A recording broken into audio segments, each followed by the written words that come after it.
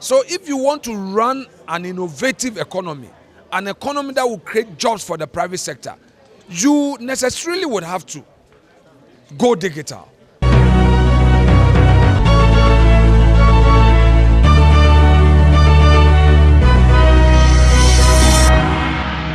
Hello and welcome to a very special edition of BizTech on GhanaWeb TV with me, Mauli Aholemega, right here from Parliament House in Accra. Right behind me, that building, the Finance Minister, Dr. Mohamed Amin Adam, will be delivering the 2024 mid-year budget review before lawmakers in the House. The budget review is very important because the Finance Minister will be providing updates on the economic and fiscal performance of government, particularly in the first half of the year. So we'll be bringing you more updates from both the minority and the majority side of the House right after the presentation by the Finance Minister, Dr. Mohamed Amin Adam. Once again, I am Mauli Aholemega, and this is BizTech on GhanaWeb TV.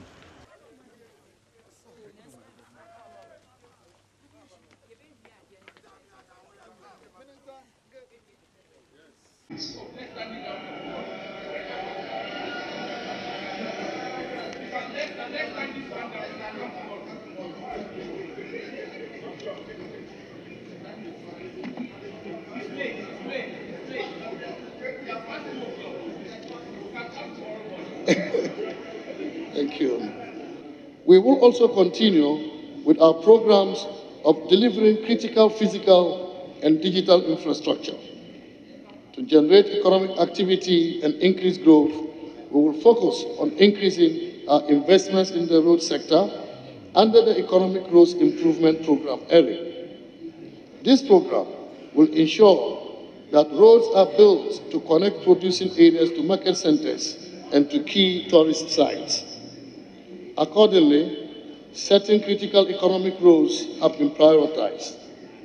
We are structuring a financial arrangement that will ensure the timely completion of these strategic roads: the Accra-Kumasi Highway, Accra-Takoradi Highway, Takoradi-Agona-Nkonta Junction, and Tema-Afenya Road. We will work with the private sector to close the national housing deficit and optimize land use in urban areas. We will use public-private partnership to deliver public infrastructure projects. Mr. Speaker, Cabinet has also granted approval for the disbursement of an additional 1.5 billion Ghana cedis to provide relief and bailout for those whose funds have been locked up in the fund management companies. The establishment of a framework for the reintroduction of road and bridge tolls in 2025. Mr. Speaker, over the last 2 years, government has embarked on a number of decisive measures to get us back on the path of fiscal consolidation, economic stability, and growth. And I'm happy to note that these policies we have implemented are yielding the expected results. Growth continues to exceed our expectations. The 4.7% growth rate reported by the Ghana Statistical Service for the first quarter 2024 exceeds the 3.1% recorded in the same period in 2023. Speaker, there is empirical evidence that education is the great leveler that improves opportunities for any child along the social stratification. As UNICEF has already pointed out, education is a key social and cultural right and plays an important role in reducing poverty and child labor. Furthermore, education promotes democracy, peace, tolerance, development, and economic growth. Convinced about these objectives, government has over the last 8 years prioritized education. This is to ensure that over time, skills will be improved to protect and impact productivity, to grow the economy, and to improve living standards. Mr. Speaker, in 2008, His Excellency the President, then the flag bearer of the New Patriotic Party, announced the policy of free senior high school. And for 8 years, he kept his conviction. On 2nd May 2017, government allocated 400 million Ghana cedis to implement free senior high school. We also indicated that Our oil resources will fund the program, as the President believes that every Ghanaian child must benefit from the oil resources of our country. The impact of the program is evident. To date, a total of over 9.9 billion Ghana cedis has been spent on the program, and a cumulative total of 5.7 million young people have benefited from this initiative, many of whom may not have had this opportunity. Mr. Speaker, to complement this effort, we provided facilities under TVET to empower our young people with employable skills, with 168,000 students enrolled in the 2023-2024 year. Additionally, we are constructing 10 STEM schools and 10 STEM centers across the country. We are also building the first 2 STEM colleges of education in Karga in the northern region and Tepa in the Ashanti region. We have distributed 900,000 tablets for secondary school students. Quality education has been given considerable focus, Mr. Speaker, because the performance of the students at WAXI in 2023 is also the best since 2015. Mr. Speaker, to ease the financial burden on parents and guardians of public basic school pupils, government disbursed about 38 million Ghana cedis as capitation grant for the first half of 2024 to ensure schools have adequate resources to provide quality education.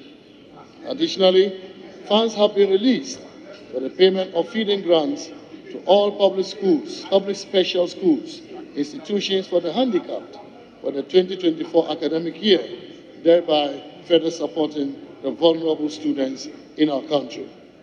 Mr. Speaker, it is worth noting that the capitation grant has increased from 5 Ghana cedis in 2016 to 15 Ghana cedis in 2024. Mr. Speaker, the Ghana School Feeding Program commenced in 2006-2007 with 1,950 beneficiaries. Over the years, there has been considerable growth of the program, from 1.6 million beneficiaries in 2016 to over 3.8 million beneficiaries in 2023, and is currently in the region of 4 million beneficiaries. In 1 year, Mr. Speaker, we have added over 200,000 students.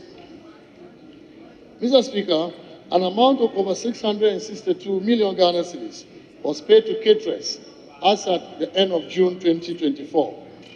The program continues to provide employment of over 34,000 caterers and cooks, especially women, to generate income to enable them to take care of their families. The program has also created a ready market for local farmers, thereby boosting the local economy. Mr. Speaker, to protect the real value of the benefits for most of our vulnerable households, government has, in the last 2 years, increased the LEAP grant from 64 Ghana cedis in 2022 to 256 Ghana cedis in 2024 per beneficiary, meaning that we have doubled the grant every year for the last 2 years. This measure ensures that the program's outcomes are effectively achieved. Under the enhanced LEAP, the number of beneficiary households has increased from 212,917 people in 2016 to 324,073 in 2024. Mr. Speaker, as part of government digitalization agenda, the e-health project is progressing steadily, with concentration on health centers and polyclinics this year. As of June 2024, a total of 49 polyclinics and 144 health centers have been connected, enhancing access to patient data at the point of care, claims management, and real-time biosurveillance data. This has significantly strengthened the country's health delivery system. Mr. Speaker, the following projects were completed between January and June 2024. The Urology and Nephrology Center of Excellence at the Kuala Lumpur Teaching Hospital, district hospitals at Nkommo Wo and Formina, and chips compounds at Debiso, Nkrofo, Denchira, Anani Krom, and Kwanyako, and many more chips compounds across the country. Mr. Speaker, as part of government efforts to increase access to health service, the National Health Insurance Authority reviewed the benefit package to include childhood cancers, prostate cancer, mental health care, annual health check, dialysis services, and care for sickle cell patients. Mr. Speaker, by the end of 2024, the NHIS intends to increase enrollment of active members from 14.5 million, representing 44.3% coverage, to 20.8 million, representing 63.5% of the population. NHIS will also intensify sensitization on the electronic enrollment platforms by introducing cashless payments, integration with GiveMix platform, e-receipts, and e-payments. Mr. Speaker, government continues to honor the payment of trainee allowances. A total amount of 290 million Ghana cedis was paid as allowances to 104,000 nursing trainees from January to June 2024. Similarly, a total of 260 million Ghana cedis has been released as allowances to 67,000 teacher trainees for the 2023-24 academic year. This media review leaves many people disappointed and uninspired. It gives no hope to the people of Ghana, and that anything this government had said and have done over the last 7.5 years, they've done nothing to reverse the negative trend. In the last 8 years, the Akufo-Addo Bawumia government have burdened the ordinary Ghanaian and businesses with a number of taxes, making Ghana a high tax regime. These taxes include e-levy, COVID levy, an effective VAT rate of about 22%, a distorted value-added tax regime, a betting tax, a baller tax, in other words, a sanitation levy, a high tax on petroleum product, an emission levy, a high import taxes, burdensome fees and charges across all sectors of the economy, and over 40 new taxes in the last 7.5 years. These burdensome taxes have made Ghana unattractive for investment and foreign direct investment. As a result, many Ghanaian businesses are relocating to Togo and Ivory Coast, among others. In fact, last week I heard of a company moving from Ghana to Benin Republic. Ghana has lost so many jobs opportunities as a result of the relocation of these businesses. This adds to the already high unemployment situation due to the fact that the government has failed to create new jobs. As a result of high import duties and levies at our port, Ghana is no longer an attractive gateway to West Africa. Our ports, particularly the Tema port, has lost almost 50% of its traffic, with its further job losses. Living in Ghana is now exceedingly difficult as the cost of living has now become unbearable. Under NDC, we had 1.6 million Ghanaian children being covered under the school feeding program. Today, we have 4 million Ghanaian children on the school feeding program. What I'm saying is that, yes, we have not created a perfect system, but we have a far, far, far better system in place than what we came to meet. What is the NDC saying? Criticizing and saying what they want to say.